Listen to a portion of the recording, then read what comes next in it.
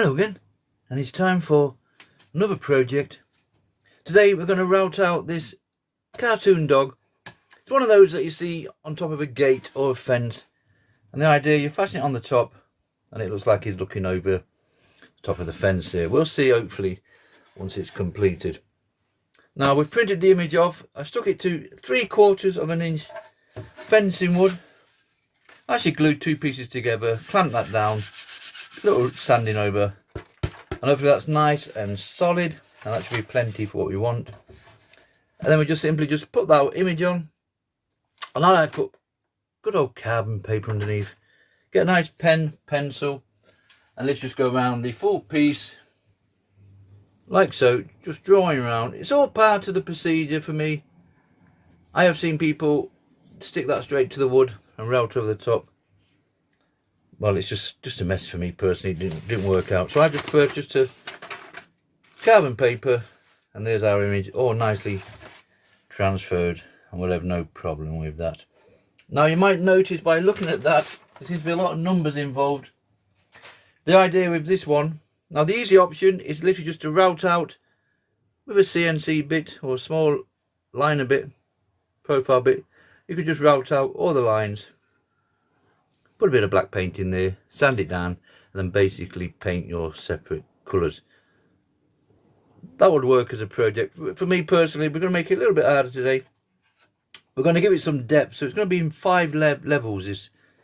We're going to route this number 1 down to the lowest, then we'll come up to number 2, route that down, we'll come up again to number 3, route that section out, number 4, and number 5, which will be the nose and the 2 paws, they will be left alone. So hopefully it'll give it a bit more 3D effect, and it should be on 5 levels. We will see. Number 1 being the lowest will be the ears and inside the mouth. So we will route out that section first, and then we'll raise it and remove the number 2s, raise it, the 3s, the 4s, the 5s, and then it's going to be cut out on a scroll saw to give it the full shape. Now for me personally, the way I do things, and everybody has their own little techniques, I'm going to do my scroll sawing first, just a simple cuts, basically from there, and then from there, leaving that intact. That will hold the wood, excuse me, the template to the wood, and we'll leave a little section up there, just keep it intact. That will just allow more room for your router to run on when we come to do the routing. You could cut it out completely, you could leave the cutting right to the end, but remember this is going to be lowered down by a good 1/2 inch maybe, and I just find it difficult to cut a line when one piece is up here and the other piece is 1/2 inch lower. Just the way I do things, but you'll find your own way of doing it. So first of all, I've drilled a couple of pilot holes. They're basically to feed the blade through, so I'll quickly just cut these sections out, leaving these, remember, because these pieces will be staying as they are, and a little bit up there. And that way it's got a nice support all the way around it, and we can start our routing. For me personally, just a little spiral blade, nothing fantastic. Any blade will cut this out. So we'll do the cutting out first, and when we come back we'll talk about the bits we're going to use to route it out. Right, so we've got our pegas spiral blade popped into the pilot hole there. Remember, any straight blade, pinless or pinned, will do exactly the same cut. Just a simple cut. This is more of a router project than a scroll saw, but this is just going to release the 2 woods there. So when we come to route out this section, we can come over here really. Remember, we've already cut the shape out. So we've got it in. We've got our little ping ping sound. So we literally just cut across here. Then I'll do the top section, and then we can focus more on the actual routing side of the project.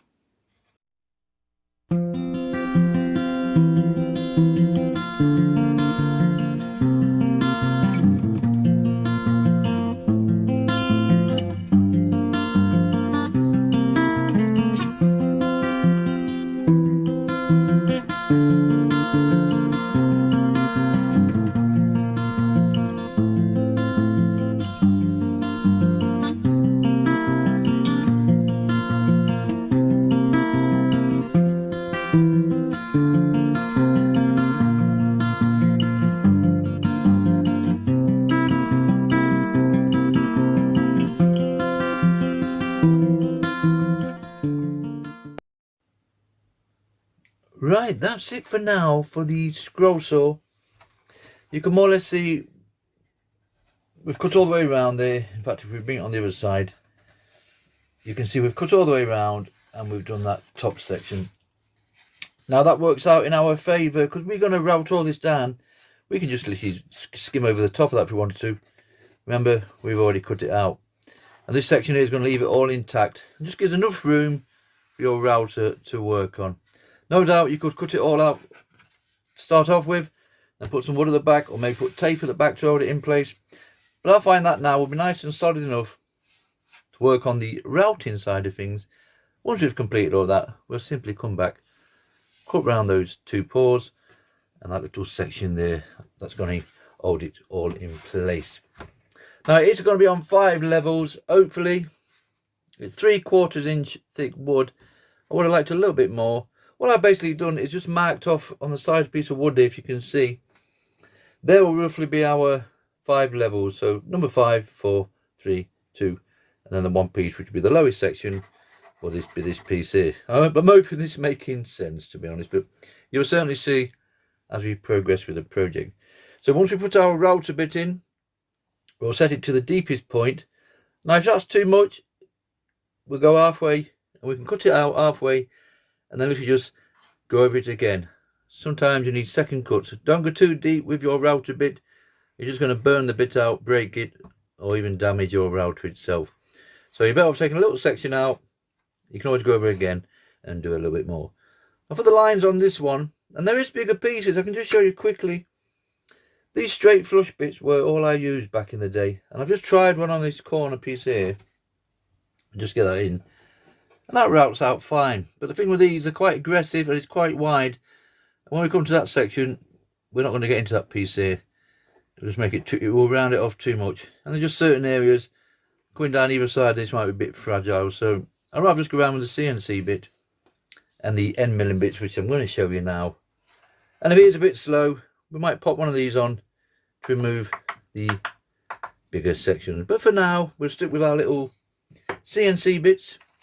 These come in different degrees. These are ideal. Remember, there's different bits out there. Liner bits, profile bits for doing your lines. But for me, these little CNC bits are fantastic. They do have a small shaft on them, 3.175mm. So to fit your router, you'll need what they call an adapter collet, 6.35mm. Basically just a little tube with some slits in. Your small bit will fit in there. That will fit a Dremel if you have the Dremel router attachment. Now that makes that a 1/4 inch shaft. Now that will fit your router. If your router's got the 1/2 inch shank on it, shaft, you're also going to need a bigger adapter. So we pop that in the router. We get our bit of wood again. I'm just going to do it by ear, to be honest, by eye should I say. And we'll set it to that deepest depth. Do the mouth section and the ears. And then we'll pop in one of these end milling bits. They might be a little bit slow on these, but we can afford to have one that's a decent size. I've got a better box in there. For some reason I picked out the burnt ones. But we'll get a big one like that. That slits into the same adapter. No problem. And we will use that to do all our clear out. Personally myself, I think we might be popping one of those on. But for now, we'll pop the CNC bit back into that adapter. And if we do our first number 1s, and like I say, we'll raise it up, remove all the number 2, raise it up with 3, raise it up to the 4, and we'll leave 1, 2, 3, which is the number 5s. Stay with me on this one. Right, let's start. Right, so we've got our little CNC bit there in the router with the adapter collet, as you can see. And I've done a little sample on the waste wood. Any of this is ideal for doing your little samples with. So I've gone in my first one. That looks deep enough for our first cut. So I'm going to set it to that depth.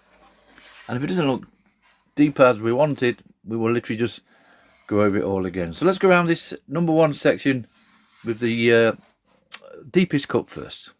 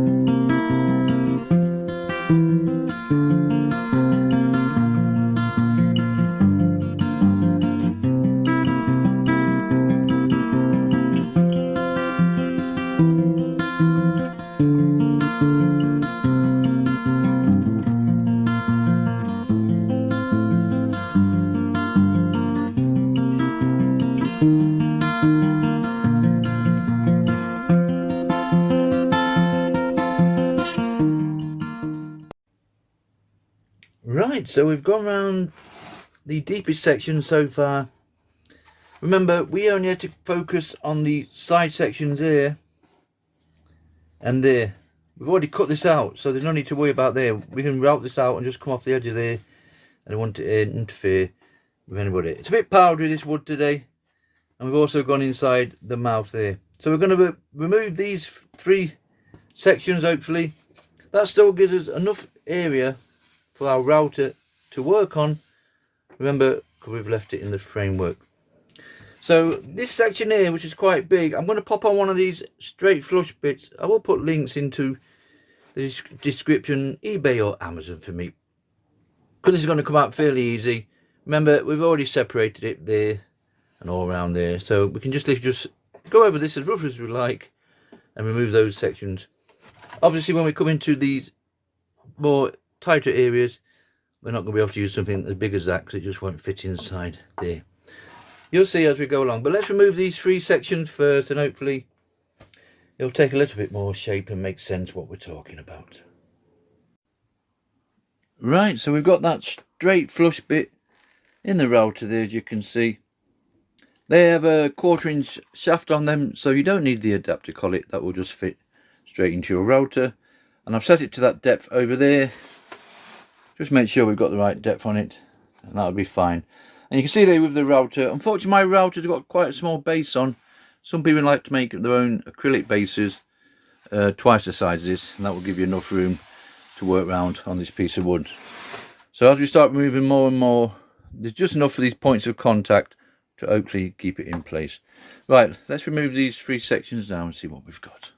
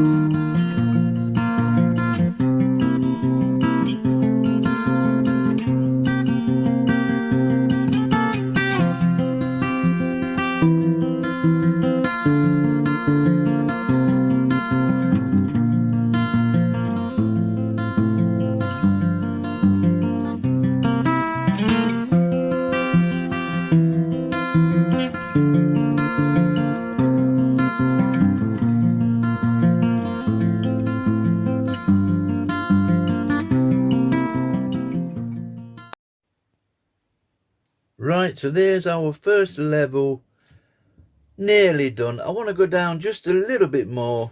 If you can see the depth we've got to play with, hopefully there's not a lot there, and we've got to try and get another 3 levels out, because that's 1.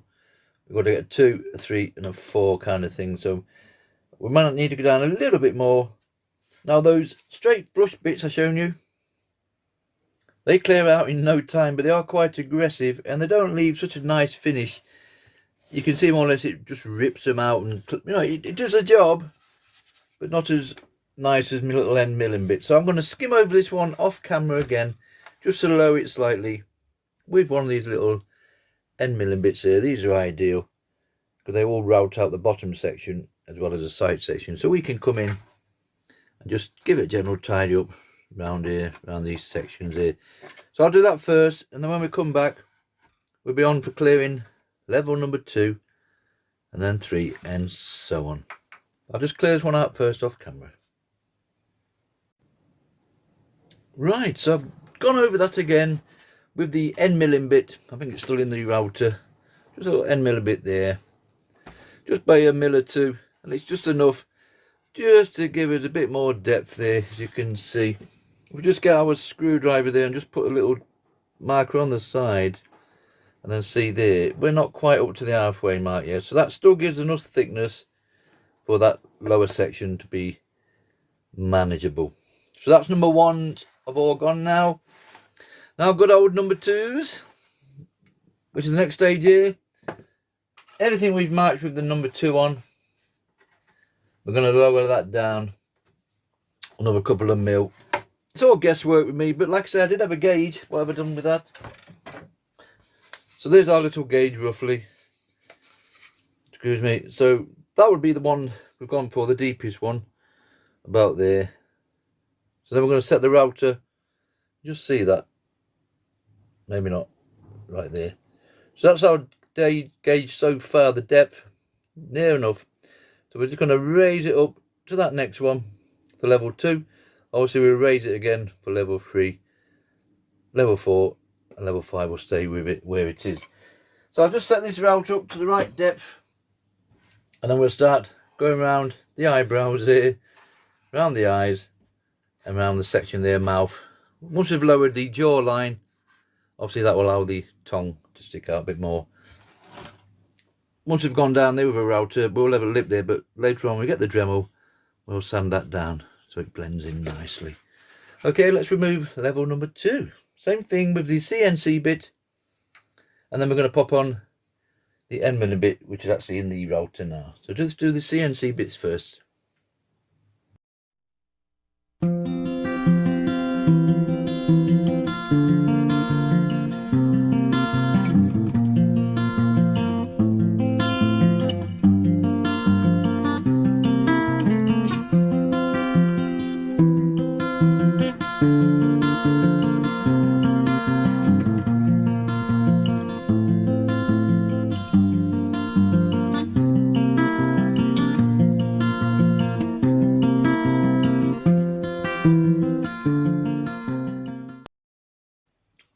Right, you're still with me. So we've gone round all the lines on level 2. So we've removed the CNC bit. So now we have all this section to remove now, and that section at either side of the jawline. So we'll pop in the little end milling bit again and remove level number 2.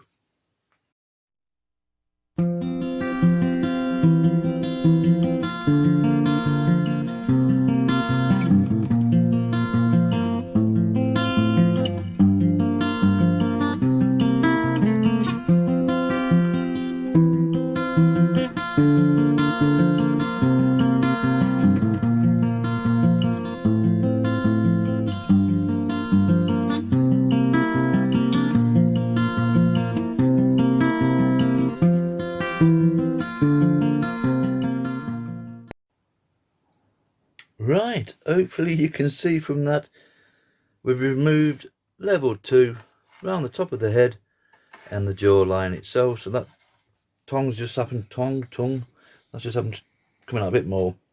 Now it's enough, if I just get the right angle without knocking the camera. So you can just see it there, here's level 1, and we've come up that much, maybe 3mm, up to the next level. So that's one level done. Second level, number 2, is done. Now we're on to the third level, which is going to be just the eyes. I can see looking at that. Around there. Just allow those people just to stand out a little bit more. So there's a small section for 3. And there's a little bit to come off 4, just enough to leave these whisker holders, we're going to call them. So, same procedure with the CNC bit, literally around the eyes there. And then we remove those sections there for number 3. Do that next.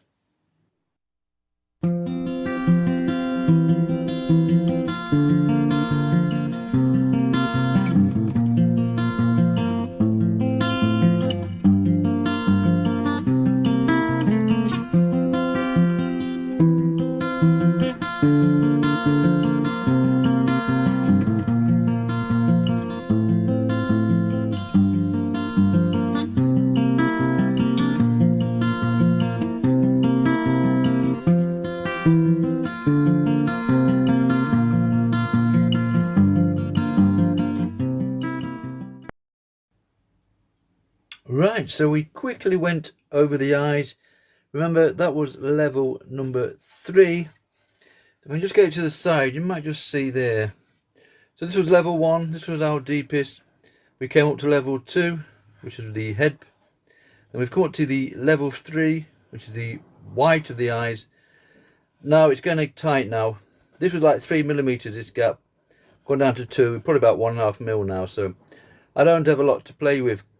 Personally myself, I think this should have been on inch wood. It's just 3/4 of an inch. So that extra 1/4 of an inch could have made these a lot more deeper. And you could do it. You could lower that one down, lower that, and that would give you more to play with. Personally myself, I think I'm just quite happy to made it this far without anything falling apart. So I'm literally just gonna skim over this last section just enough so you get the white of the eyes go backwards, the blue slightly up, and then the black of the pupils, centerpieces, will be slightly, and I'm talking a fraction. If you weren't too comfortable, you could actually just route out the black line in there and just paint it black. And I'm hopefully just going to let it pop a little bit. So we get our 1, 2, 3, 4, 5 layers. We'll work on this one in a minute. I'm still working out what we're going to do with this one. I think we're going to have to remove the back section just enough so the little black nose here pops up by a fraction, let's see. Okay, let's try and just, I'll go straight in with the end milling bits and literally just remove that outer circle on the eyes.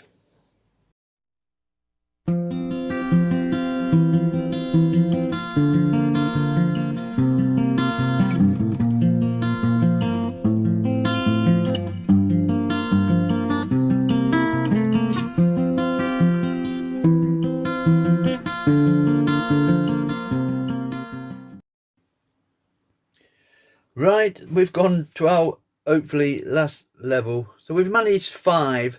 I don't know if you would call the last one an actual level, but there is a lip there. So there is a little lip.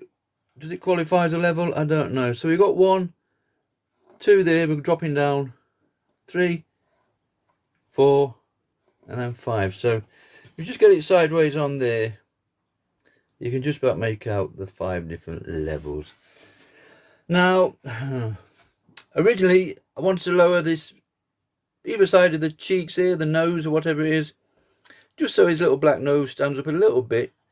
So before that, I'm just going to go and get a Dremel bit. I'll just find it. Just an engraving bit like so. And I just want to go around and make these holes first. And then literally we're just going to try and skim over. I haven't got enough wood to play with. If you look inside that section of the eye there, there's not a lot. Now to salvage that, we would have to lower the background, then lower that one, lower that one, lower that one, just to make a bit extra wood. And I just don't know if it's going to be worth the effort involved. So hopefully we'll do our holes first and just skim over that a mill, just so we can see the outline of the nose. And if it's not right, we'll start removing a bit more and start from the beginning, but hopefully not. And also, I had the CNC bit, I've literally done the grooves in the claws here, and I want to lower this literally by a couple of mil, just so his little claws, nails stand out a bit better.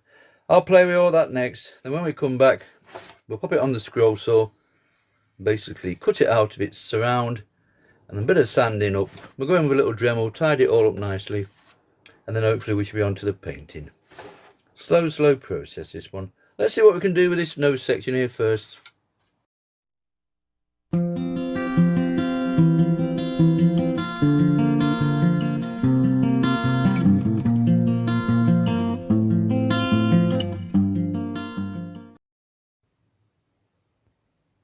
Right, so we've made the holes with that little Dremel engraving bit. That's plenty enough for me, and you can just about make out we've got enough left there to do the nose, and we've also got the lip there. So we've still got our 5 levels, 1, 2, 3, 4, 5. And just off camera, while I was on, I decided to lower the pores just slightly, nothing too much. So I went around with this scroll saw and cut out the remainder, just leaving the little tabs there. You can see how small that was. That one actually broke off there. So there's going to be our effect once we remove it. So there's that little tab to cut off. There's one there to hold it in place. and there's one there. And like I've just said, I lowered that down, be a fractional, just so the actual claws start to see on here. They are just actually raised slightly, and they look better once we've sanded them all down. So that's all the router side done. So just this scroll saw now to remove those 3 lips, remove it from its supporting wood, and then we'll go in with sanding drums, engraving bits on a Dremel, and just give it a nice tidy up, round off these sharp edges, and then we're looking to painting things. So let's give it a quick tidy up first. I like to use a flexi cable on the end of a Dremel.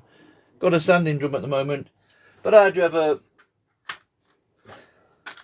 container. I have a lid full of all these fancy little bits, and you can get one of those on, and they're just ideal for getting in there and tidying things up. So let's give it a quick tidy up, cut it out, sand it down, and then we'll be on to the painting side of things.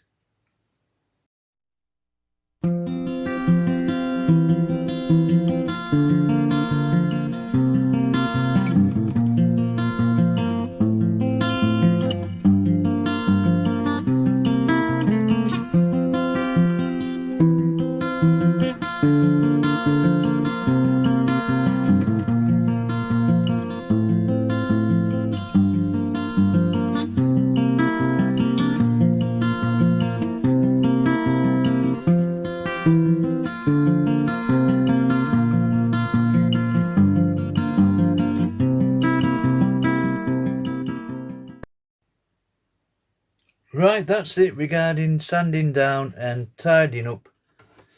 The brushes on my Dremel have actually given up, so that's broken down. There's no more with that.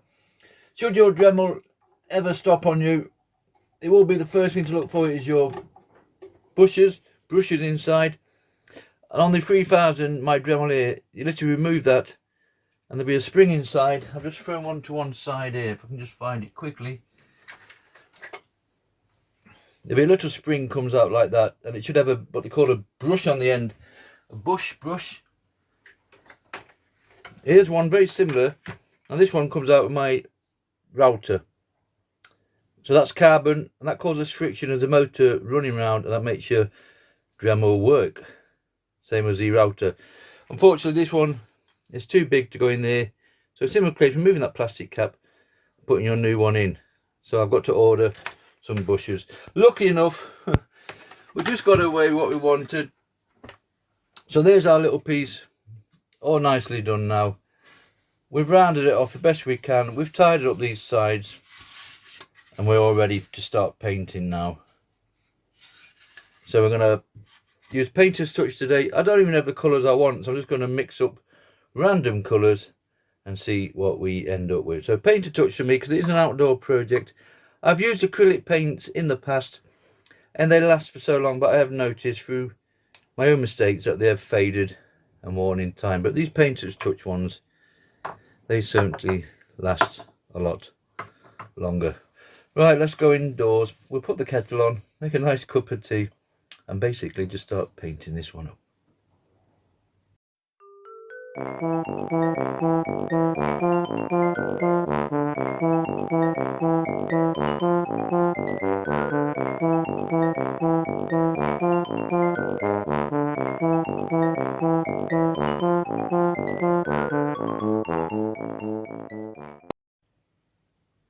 Right, there's all our painting done.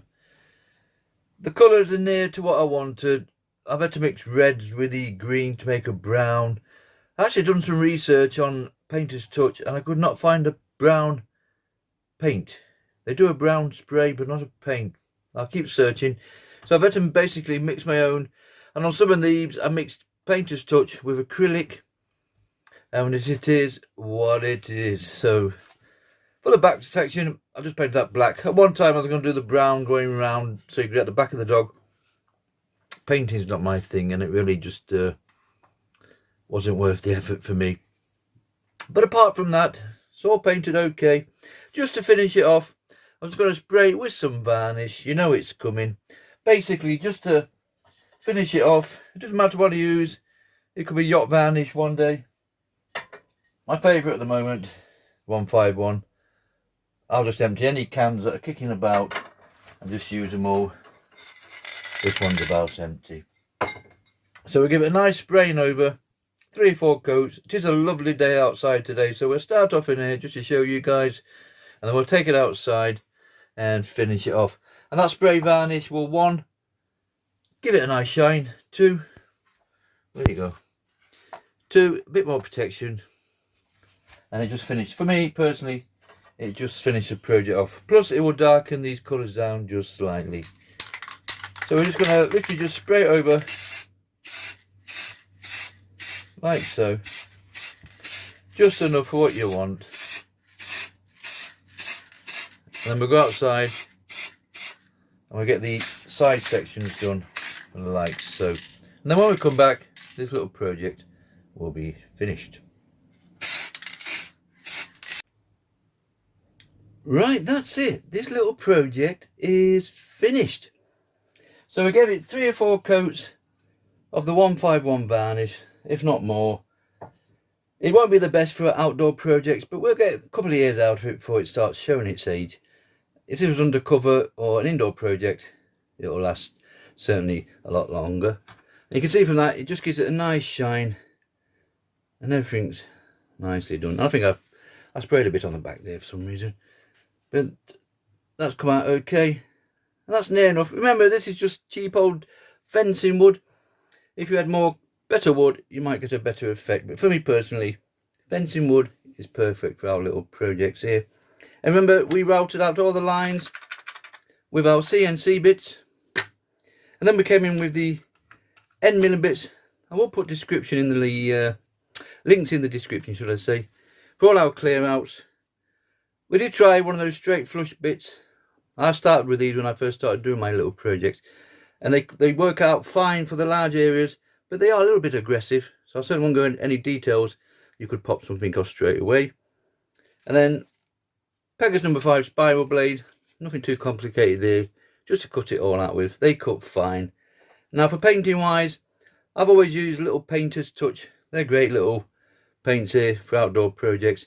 Unfortunately, we struggled with the colours, so I mixed in a bit of acrylic with it, and it's worked out fine. It's done the job and it's served its purpose. Now we'll go outside. It's a lovely sunny day today. We'll find a little temporary home for this for now, and then give the effect of the dog coming over the top of the gate. And while we're on, it measures in at 19 inches by 11 inches above. Let's just check that again, shall we, for quickness. We'll call that 10 inches by 20 across. So it's a nice little size on 2 fencing woods that we basically glued together right across here. And that's it. This little project is finished. Thank you very much for watching.